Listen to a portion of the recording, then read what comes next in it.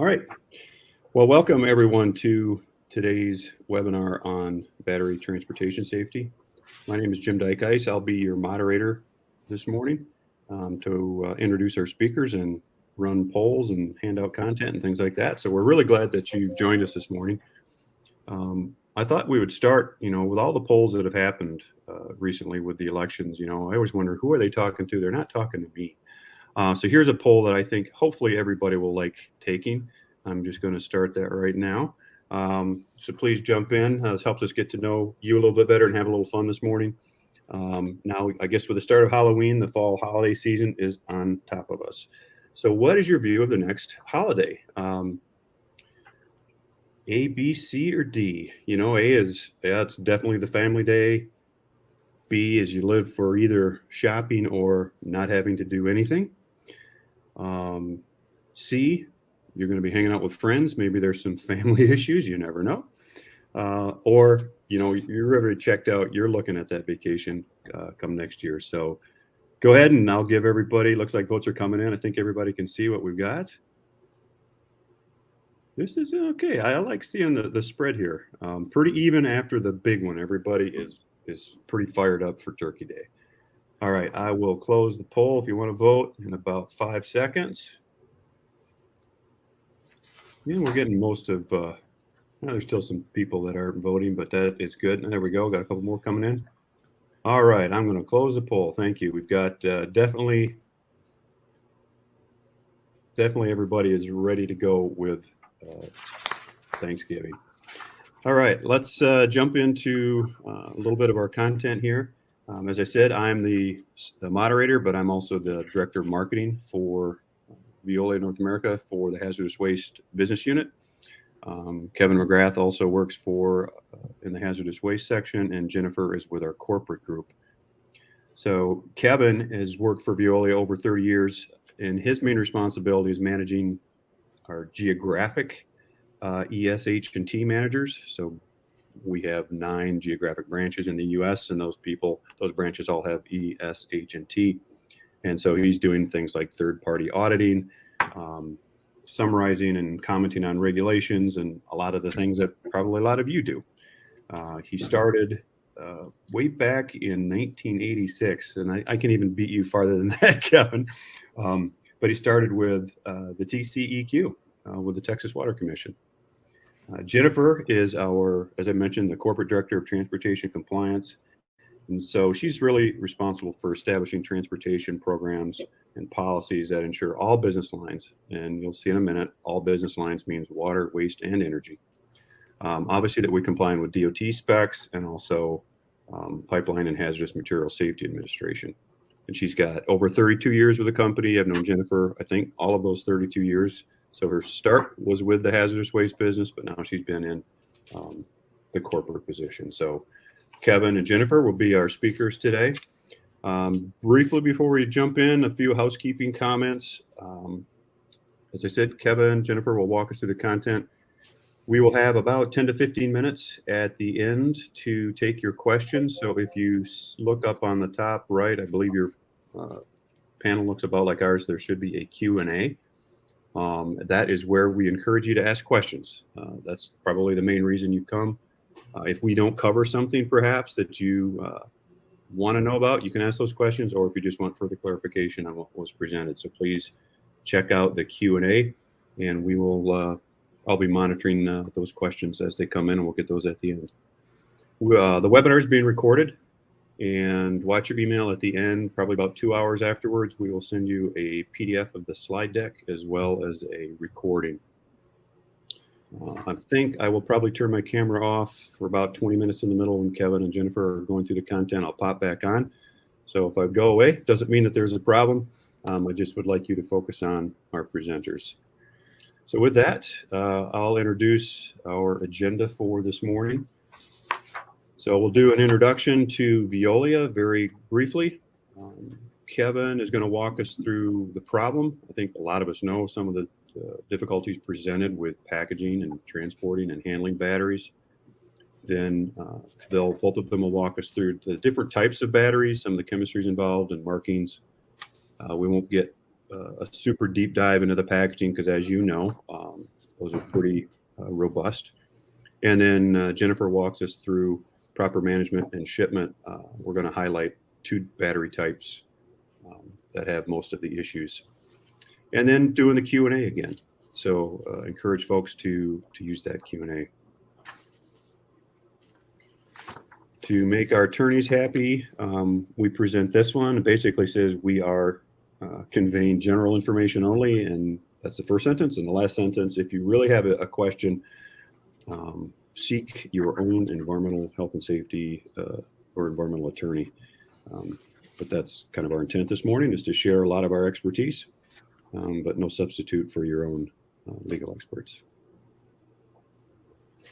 Okay, so this is, excuse me, that I will only make you sit through, as a marketing guide, 2 commercial slides.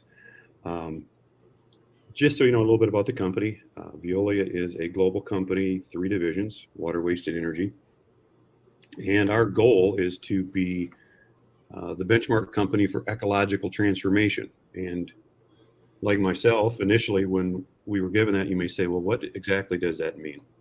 Well, our group designs and delivers game-changing solutions that are both useful and practical for water, waste, and energy management. So through our 3 complementary businesses, we deliver access to resources, preserve available resources, and replenish them. And briefly, to give you a size idea of scope, we've provided water to over 80 million inhabitants, drinking water to 61 million, producing nearly 48 million megawatt hours of energy, and recovered over 48 million tons of waste. So it's a pretty broad footprint, and you see here kind of the revenue distribution. North America is US and Canada. And then just quickly on the hazardous waste group, we'll just show you kind of our footprint. And I highlighted a couple of things as we talk about batteries. It is a service we provide. Obviously, you probably may have your own providers or do this yourself, but lab packing is generally where we come on site, and that's where we start to see batteries. We then provide transportation services as well. And for certain equipment, we also have an electronics and battery recycling division. So hopefully that wasn't too long. I appreciate you sticking with me for that. At this point, I'd like to turn it over to Kevin, and he's going to walk us through some of the problems associated with packaging and transporting batteries. So Kevin, the floor is yours. Thanks, Jim. We'll start, as it notes here, the problem. This is really just setting the stage for why we are going to discuss battery packaging and transportation and identification of batteries. Most of what we'll discuss here, because of the most serious incidents, have occurred with lithium batteries, so that's what's going to be here. But we'll start with just a little battery basics. And I'm going to read this. Hopefully this will be the only time I read a slide, but this defines what a battery is better than I can in my own words. But a battery is a device that stores chemical energy and converts it to electrical energy. The chemical reactions in a battery involve the flow of electrons from one material electrode to another through an external circuit. The flow of electrons provides an electric current that can be used to do work. Batteries store energy and then therefore present risks to handling, storage, and safe transportation. And on the right, if you look at this, this is a lithium-ion battery. Lithium batteries, as we know, are becoming more and more prevalent. Why is that? They have more power. That additional energy can be stored in a much smaller cell. However, the issues that are concerning with lithium batteries is if there's a damaged battery or a short circuit, it can produce enough energy to create a fire or explosion. Why is that? The electrolyte used in a lithium battery is a flammable electrolyte, which can be energized when it meets air. And for the construction of the cells with multiple cells next to each other with this flammable electrolyte, it can cause a thermal runaway. In addition to that, when a lithium battery goes dead, for purposes of utilizing it, it can still hold up to 30% of its charge, even though the device will not work as it is supposed to. So quite a bit of energy stored there, even though that battery is dead for operating purposes. EPA conducted a study of lithium battery fires incidents from between 2013 and 2020.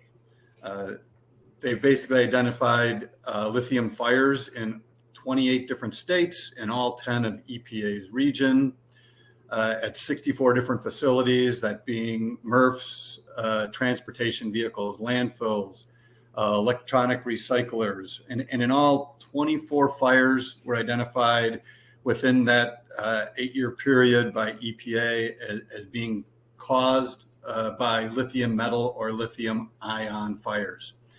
EPA's conclusion in looking at this study was that the correct identification of batteries and the proper packaging and handling of those could or most likely will reduce incidents. So obviously, work we can do to ensure the safe transportation of these materials. And this is just a map that shows where the fire incidents occurred. So kind of Midwest, Northeast was the majority of these, but you can see they happened throughout the US.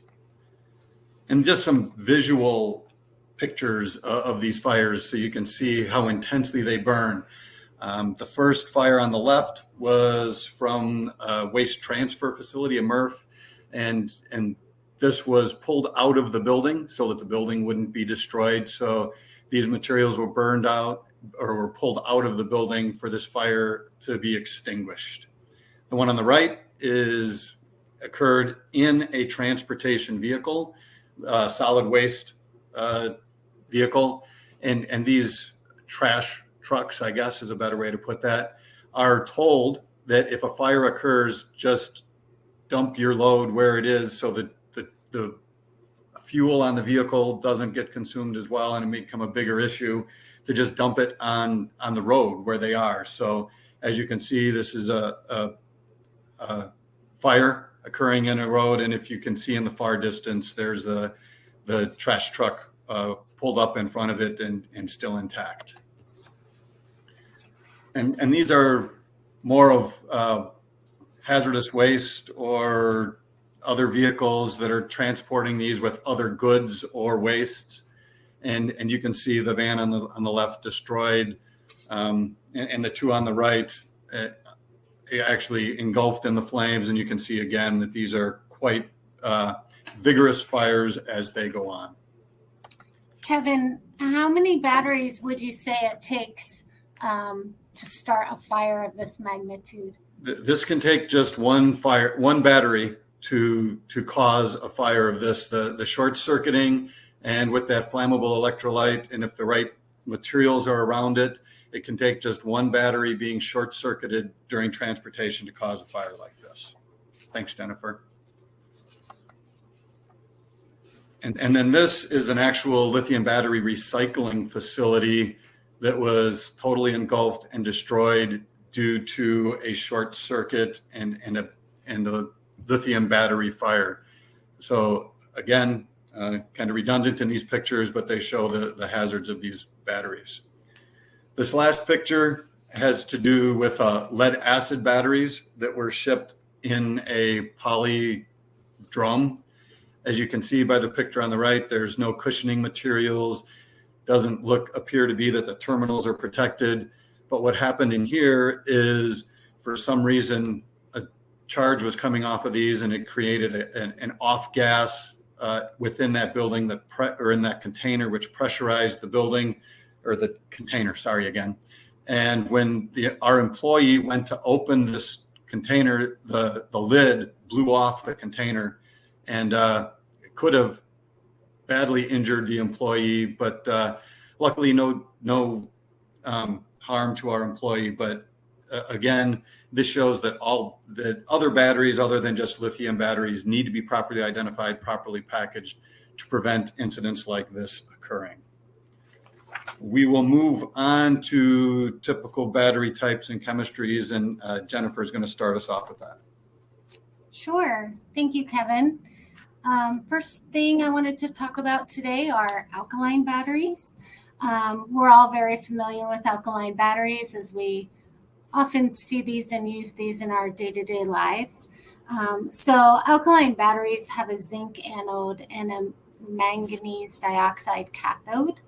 The electrolyte used in an alkaline battery is a paste of either potassium hydroxide or sodium hydroxide.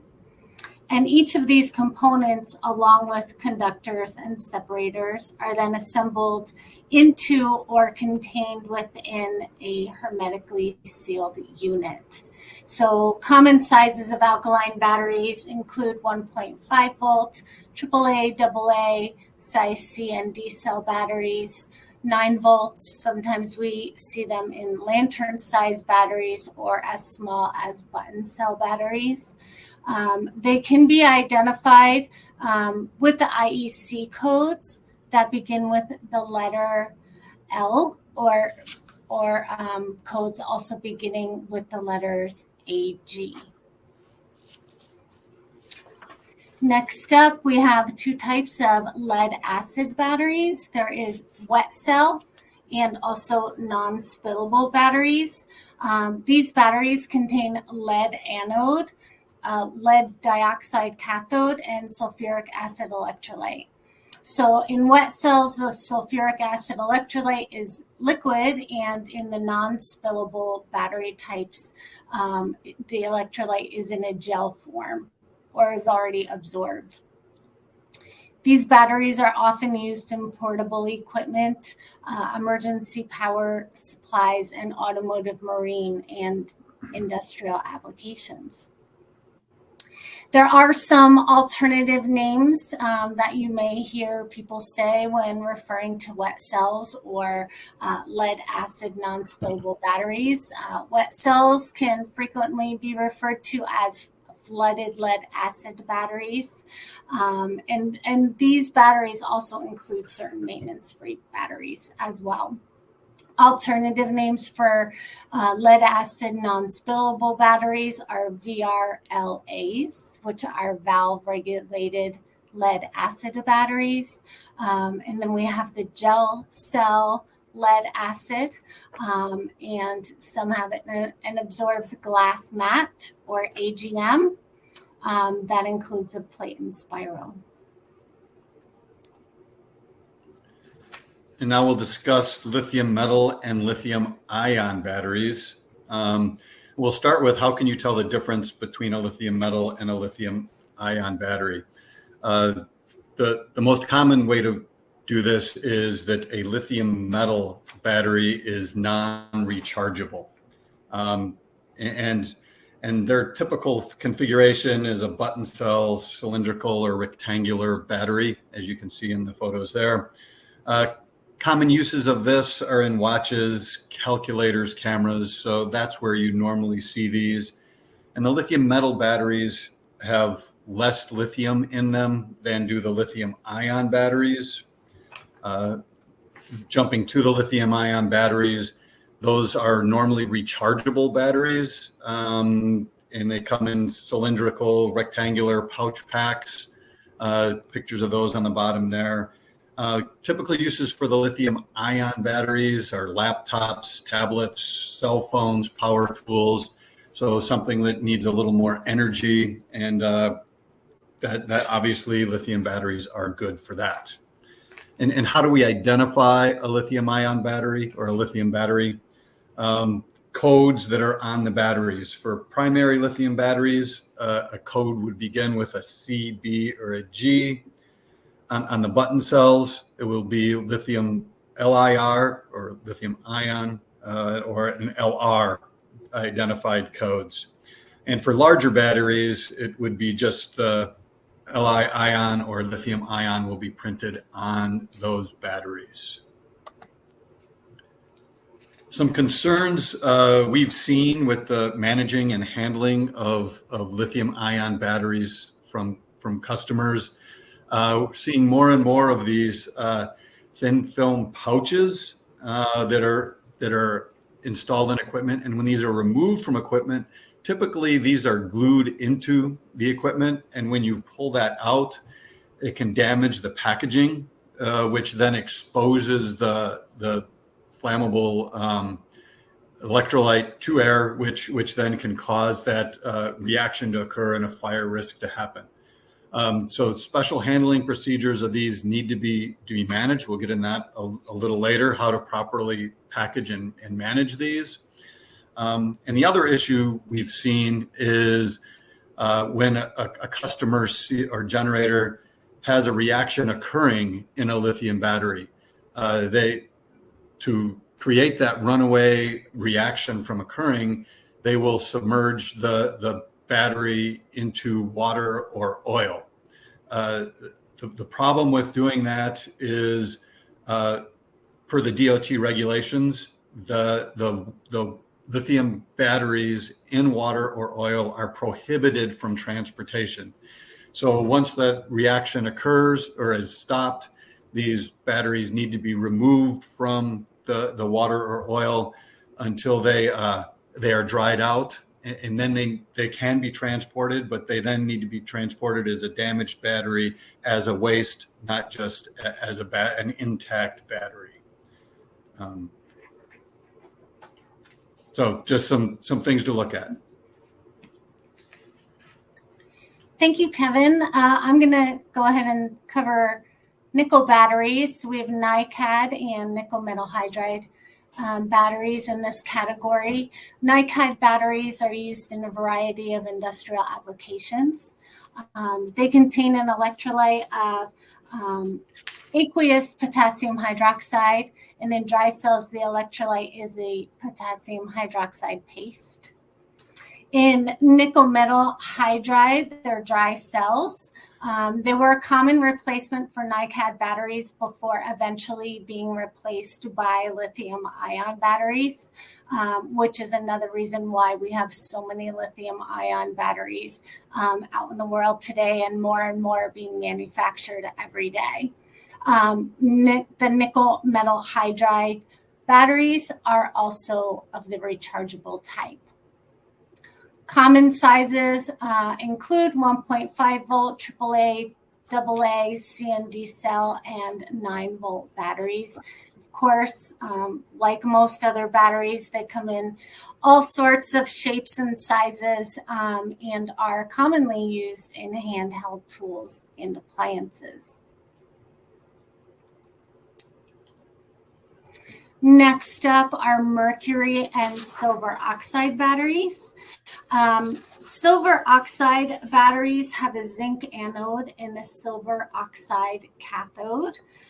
The electrolyte used in a silver oxide battery is potassium hydroxide or sodium hydroxide paste.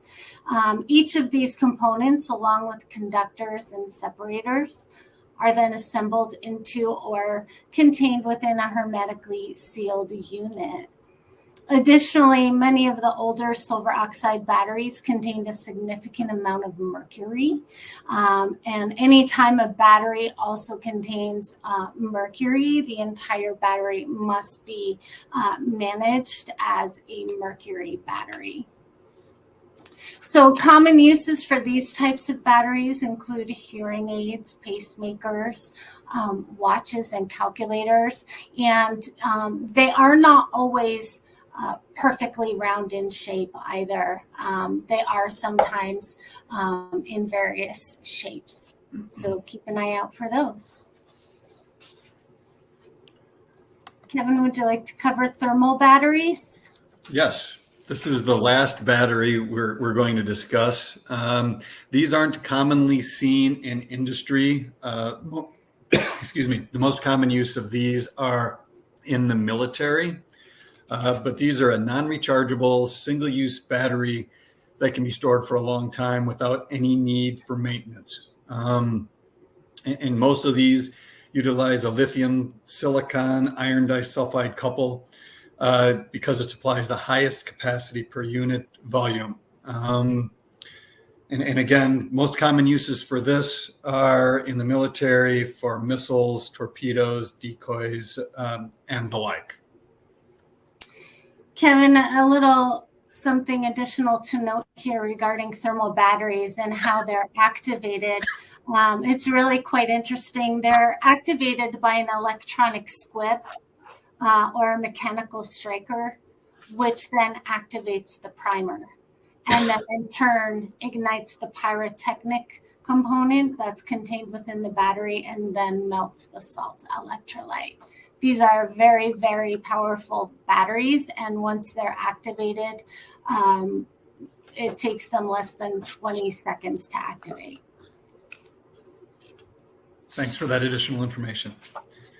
And the last thing we'll cover under here, and this will kind of segue into the proper management packaging and the regulations that go with that. There is an exception from the DOT regulations for spent batteries that are 9 volts in size or less. And this, these are for batteries dry, sealed, NOS, and marked on them as being 9 volt or less batteries. They're not subject to regulations. They do not require terminal protection or protection from short circuiting. Batteries utilizing different chemistries cannot be combined in the same package. So you'd still need to identify your batteries and package them in separate packages. But again, no DOT packagings or regulations apply. And batteries with greater than 9 volt markings cannot be mixed with batteries with less than 9 volt markings and still be subject to this exception. It would then be subject to all regulations.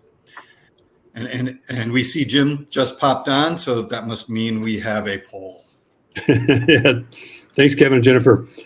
Yeah, first, before we'll just do another quick poll, but want to encourage and remind everyone to use the Q&A. We're getting some interesting questions coming in, so appreciate that.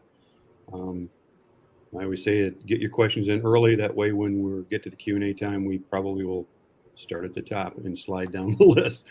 All right, so we thought we'd do one more poll just to keep everybody engaged and involved. So this one is, who packages your batteries for transportation and treatment? So please just take a moment and look at the different options and let us know how you're approaching this where you're currently employed. Either do it yourself, maybe a third party does it, property manager, maybe it depends on the type, the volumes, maybe you're just here to learn. Good, I'm seeing some, quite a few people letting us know. I don't know, I think, Kevin, I need to get some poll music maybe on my cell phone. And, I will not sing, but excellent. Wow, we're getting almost very good participation. All right, we'll give it another 5 seconds. So if you haven't voted, please let us know. All right, I'm going to close. Great, thank you very much. It looks like most of you do it yourself. Okay. All right, I will now hand off, thank you for that, to Jennifer. She's going to discuss proper battery management. So take it away, Jennifer.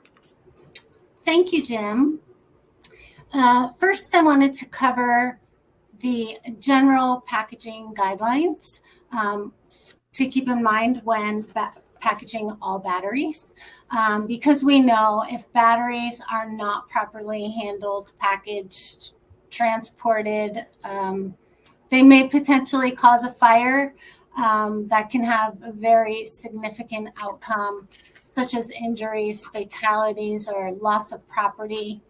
So for improperly packaged or handled packages of batteries, it's not if an incident will occur, but when and how bad will it be. So a few things to keep in mind, right, when handling or managing all battery types is that batteries can cause incidents if they're not handled correctly. You should always only package chemically compatible batteries together in the same outer packaging. All batteries must be packaged to prevent short circuit and damage to the terminals. Packaging must be adequate to withstand the conditions normally incident to transportation, right? Such as loading, unloading, vibration during movement over the highway. And when you're storing these batteries, always be sure to store them in a cool, dry location.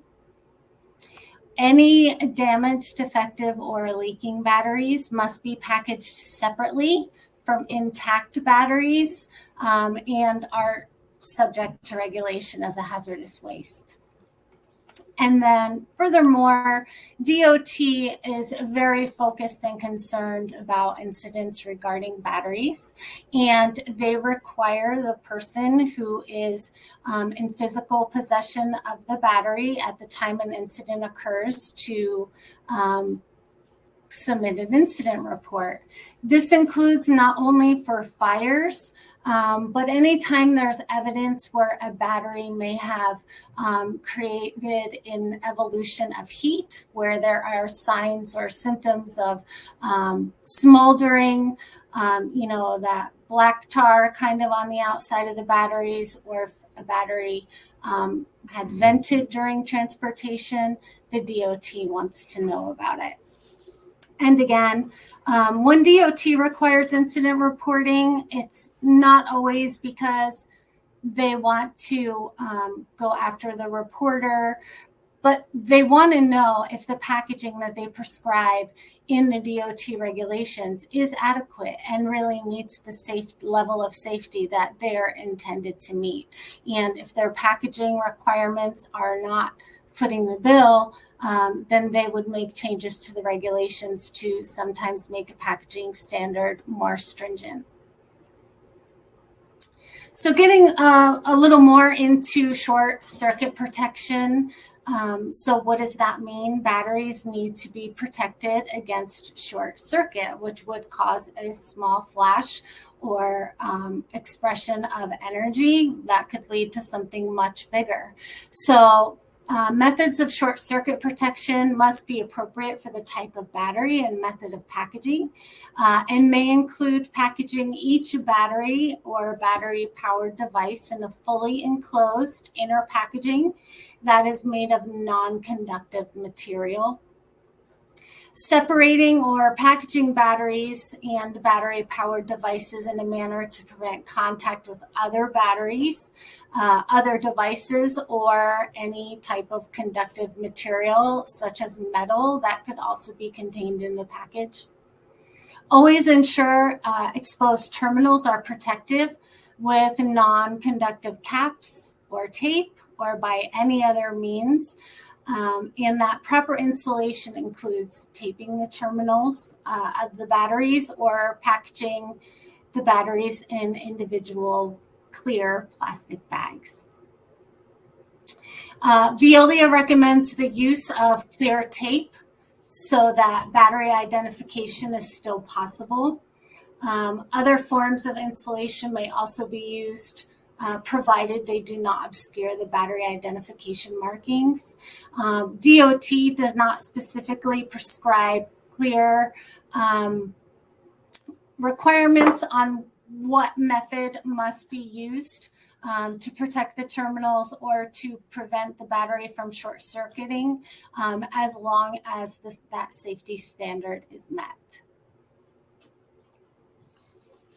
So going a little deeper into the protection of terminals, method of protecting the terminals from damage must be appropriate for the type of battery and the method of packaging. These methods may include securely attaching covers to protect the terminals, packaging the battery in a rigid plastic packaging, and or cushioning and packaging the materials to prevent shifting, which could damage the terminals, loosen terminal caps or tape, or reorient the terminals. Also be sure if you're loading batteries onto pallets and they have terminals that may stick out beyond the sides of the pallet, always watch out for that because that could easily lead to incidents occurring while the pallet is being loaded and unloaded. where the terminals would get damaged. So talking a little bit about packaging lead acid batteries, there are 2 shipping names in the 49 CFR 172.101 table that you could choose from when you're managing this type of battery. Each have a hazard class 8. Each shipping name is assigned their own specific packaging requirement standard that must be followed when preparing these shipments for transportation. For the batteries wet spillable UN 2800 type, you could see that packaging reference 173-159A does allow for a small exception under certain conditions. There are some packaging relief provided in the regulations for those. But our discussion here today will focus more on wet cell lead acid batteries. So hopping right into it, batteries must be prepared and packaged in a manner to prevent dangerous evolution of heat, short circuits, and damage to the terminals, right? That's the holy grail when you're preparing batteries for transportation, the 3 things you need to remember. And all batteries must be enclosed within a leak-proof liner that is resistant to corrosive electrolyte. Again, this is for wet cell lead acid batteries. There are multiple types of specification packaging that are approved for use as the outer packaging when managing wet cell lead acid batteries. But some of the most commonly used types are 4G fiberboard boxes, 1G fiber drums, and 1H2 plastic drums. For larger size batteries, the use of pallets is also authorized. So for packaging lead acid wet cell batteries, some additional requirements. Also, when you have multiple batteries packaged in the same drum or box, they should always be separated from each other and protected against movement within the packaging. Veolia recommends the use of packing materials such as folded cardboard or that honeycomb type of cardboard to prevent the movement between the batteries or the shifting in the package. Veolia recommends that drum sizes should be limited to 5 gallons and that larger batteries should be secured to pallets or packaged in a lined 1G fiberboard drum. Jennifer? Yes, Kevin. I can jump in. The 5-gallon size for drums is basically for safety and ensuring that the batteries don't get damaged. I think anybody that's picked up a lead acid battery, car battery, knows how heavy they are, and trying to set a lead acid battery into the bottom of a 55-gallon container obviously exposes the employee to back injuries. But also, if they're not strong enough to set it in the bottom, they drop it into the bottom of the drum, which could then damage the battery. And then it's no longer an intact lead acid battery. It's a broken battery and needs to be managed under the waste regulations instead of as an intact lead acid battery.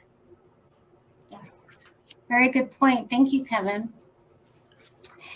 And then always remember, if you're transporting these batteries on a pallet, to use non-conductive strapping to secure the batteries to the wooden pallet.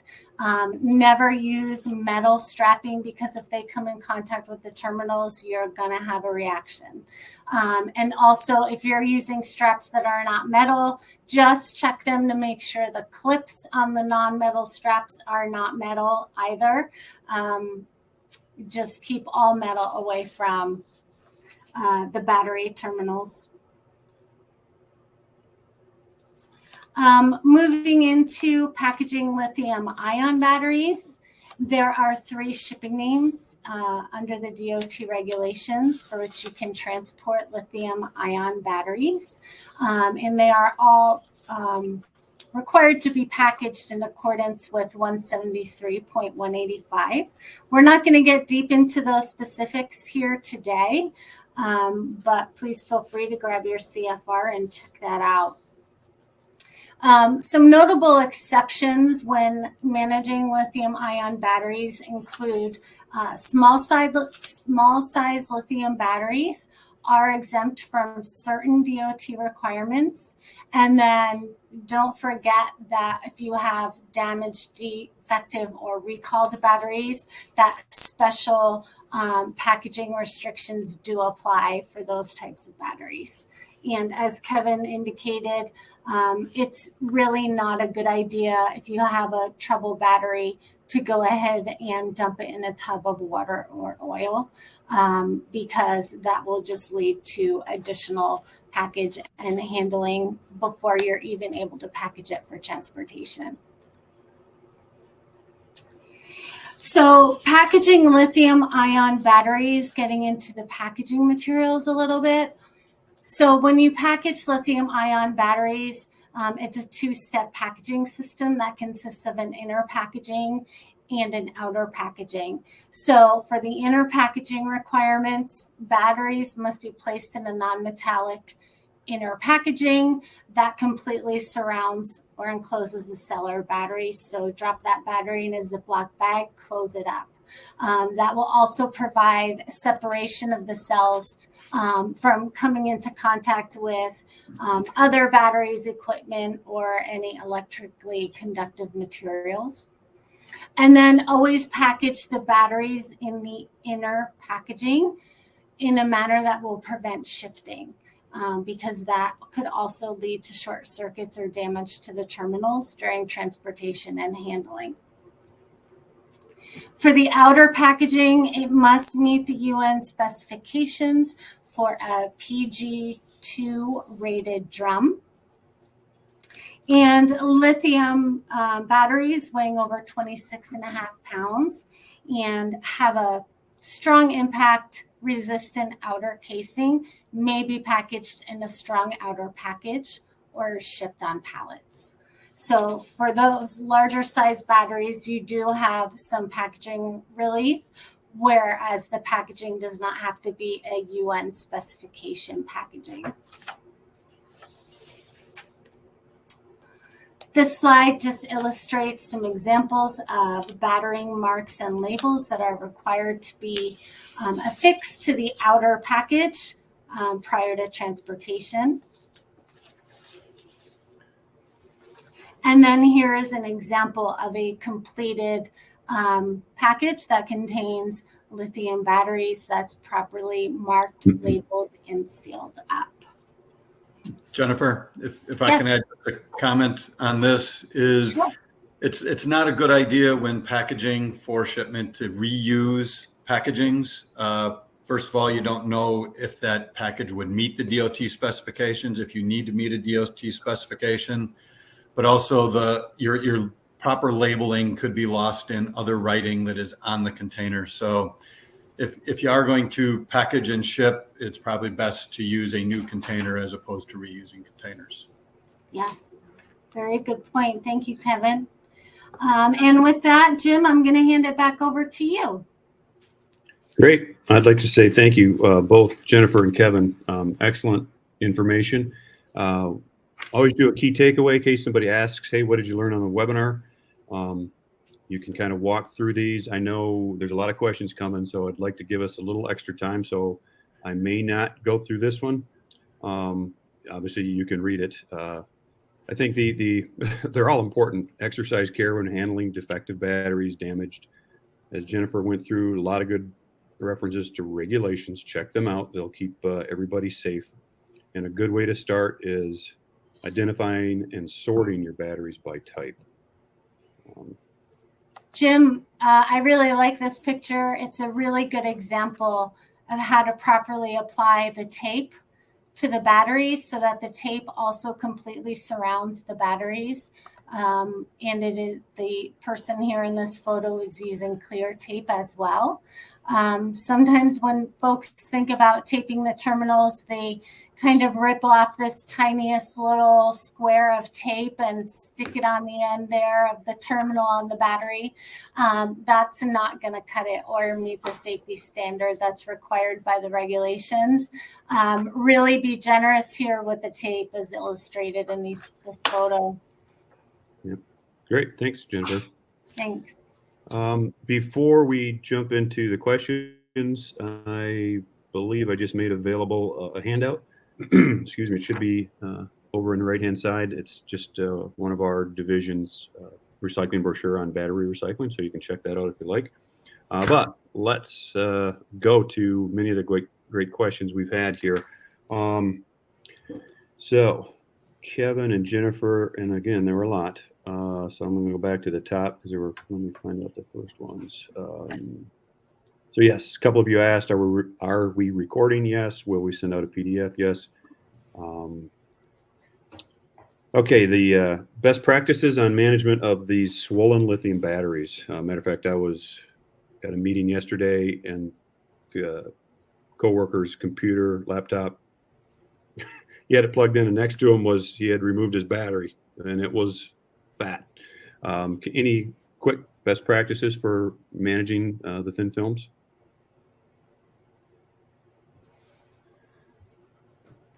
Specifically the thin film type? Yeah, and swollen lithium.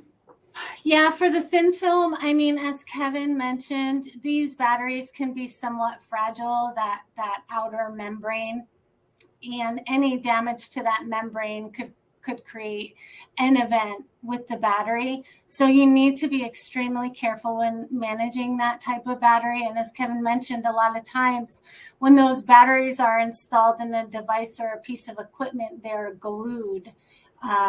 They're glued in. So you have to be really, really cautious when removing the battery from that equipment and careful not to tear the battery.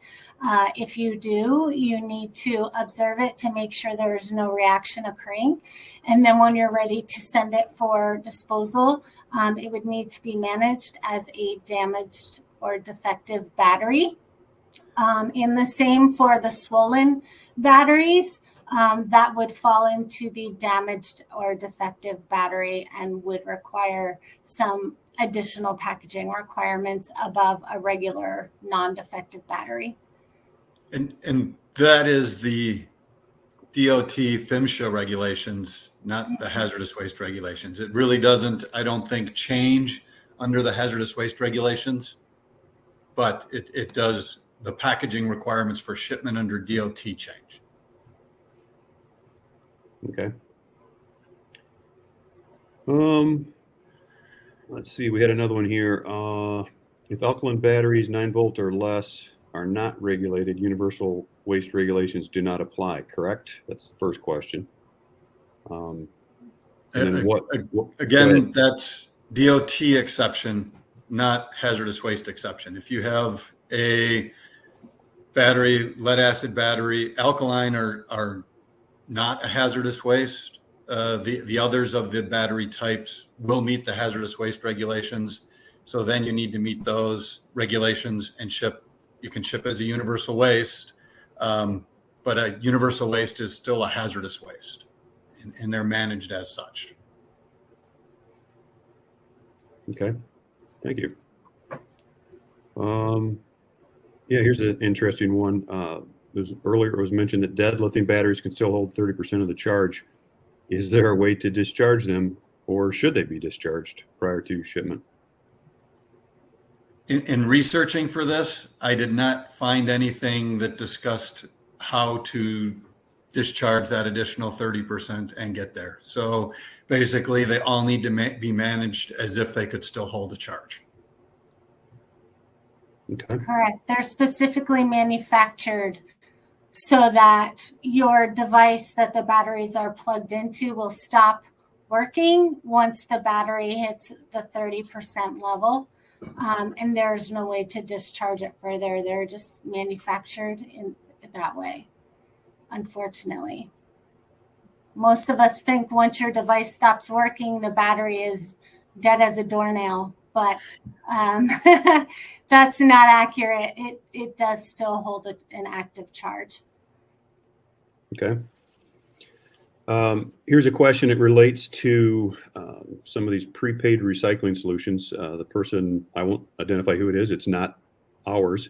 But they're saying, hey, you know what? We mix batteries in the bucket. So we have lead acid, nickel metal hydride, and lithiums. It says that they're all the terminals are taped. Is that appropriate, or should those be separated prior to shipment? They should be separated prior to shipment. For Okay. shipping purposes and also management on the other end, if you want those to be recycled, I've seen our people go through a 5-gallon bucket sorting. That's not a fun project. Easier to do up front than it is after the fact. Yeah. Okay. A couple questions on tape. Maybe I'll put them together. How can you tell if a tape is non-conductive? And then is desk scotch tape, like you would have in an office, work as clear tape? Sure, as long as it's sticking to the battery and it's protecting the terminals from short circuit. Any tape, as long as it meets the safety standards of the regulations, right? As I said earlier, don't just pull off a small little square of scotch tape and stick it to the end of the battery and think that's going to be compliant or safe. Okay. I think, Jennifer, one of your slides, I'd have to find it, on the 3 types of lithium batteries was contained in equipment or something to that effect. So we had someone here who had a piece of equipment that had a lithium battery in it, but their shipping partner, that had to go in for service, their shipping partner would not ship it. They wanted it removed. Where would a person receive training? Any idea on how to manage that and to remove it? Yeah, so that was an individual decision. The DOT regulations do allow for the transportation of batteries in equipment. So that is not prohibited. Like I said, that was an individual decision. So if you're not aware of how to remove the battery from a specific piece of equipment, I would advise to contact the manufacturer of that equipment to find out what they advise. They may even tell you don't remove it. Send it back to us with the battery installed. So reach out to the manufacturer. And of course, if you want a more formal training on batteries, there are many offerings out there where you could get a more thorough deep dive training into all types of batteries, proper handling, storage, EPA regulations, and DOT as well. Okay. We've touched on this one, but there's a little bit specific. We manage most of our batteries as universal. When we get swollen, damaged, or leaking batteries, they're separated. But when this person goes to ship swollen lithium, do they lose the universal waste exemption? Or are they now regulated as DOT hazardous waste? I think I mentioned when I mentioned the batteries had to be managed as a waste, that was specific for lead acid batteries. I can go back and look at the universal waste regulations, but I don't remember anything in the universal waste regulations that said an intact battery or a non-damaged battery. It just mentions batteries. So again, it could be managed as a universal waste, but then with the specific DOT packaging and shipping requirements for those batteries. Okay. Here's a question on hybrid battery cells and components. Are you aware of any good websites or informational handouts that you can share about the regulatory requirements? I know you shared the CFR, of course, references. We reference, I think under one of our image sources, I believe we were looking at the US DOT, EPA/DOT has a great packaging guideline on lithium batteries, for instance. Any other source come to mind that you've used? I can't think of one. And obviously Yeah, the Google. neither. Use the Google. I know you're both, I'll call it CFR geeks in the most positive way I could frame that, because as we said at our key takeaway, regulations are your friend. So it looks like you'd be referring to the CFR. What else do we have here? There was an interesting one. I saw a question where someone asked if they, I think it said, can they put a swollen or leaking battery in a drum full of sand? Yes, that is a very great and safe way to approach the situation. And it will keep the battery out of the wet battery category, which are prohibited from transportation. Putting the battery in a drum full of sand is a very good idea. Yeah, and I believe there's a new product out there as well that's something like a glass bead for packaging. I think we have that in one of our packages that our Recycle Pack group sells, as well as other suppliers. So in addition to that, let's see, uncertified batteries. Batteries without a UN certification can be transported via ground in limited quantities. Can you elaborate on those requirements? So uncertified batteries without UN certification? Yeah, I don't know what you mean by uncertified battery without UN certification. I guess that's what an uncertified battery is. So the UN hasn't looked at them yet, or they never have. Untested batteries? Is that what the question means? Batteries that have not passed the testing requirements? Yeah.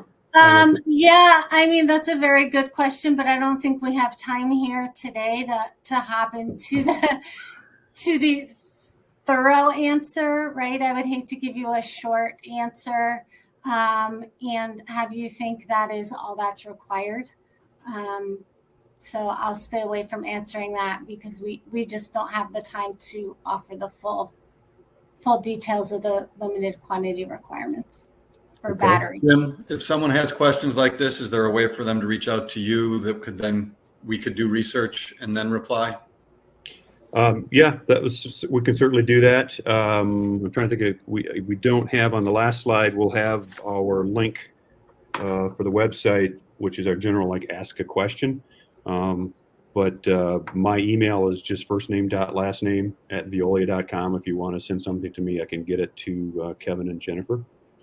So jim.dykhuis@veolia.com.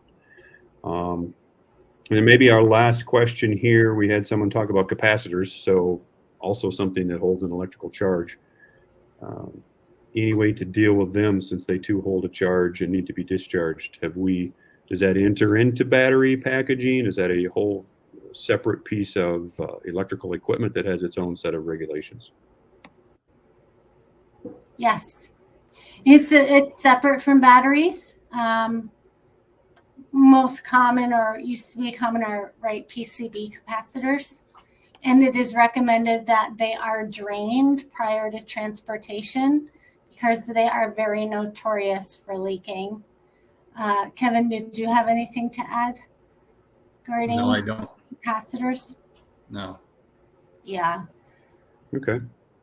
I may have missed a couple questions. Again, thank you, everyone, very much for your participation and giving us all those great questions. As I mentioned, here's the contact us information. Just if you go to veolianorthamerica.com, there's a ask a question or a contact us. That's a good way to reach us. As I said, I gave you my email. But as I said at the beginning, keep your eye out for an email from us probably in an hour or two when we get the Google recording and a PDF of the deck. We will send that out to you. So you can reference that and pass it along in your organization as you see fit. Thank you for attending today's webinar. And basically, when I say this presentation is now ending, we will be ending the presentation. Thank you very much, Kevin and Jennifer, for sharing your expertise. Thank you. Thank you.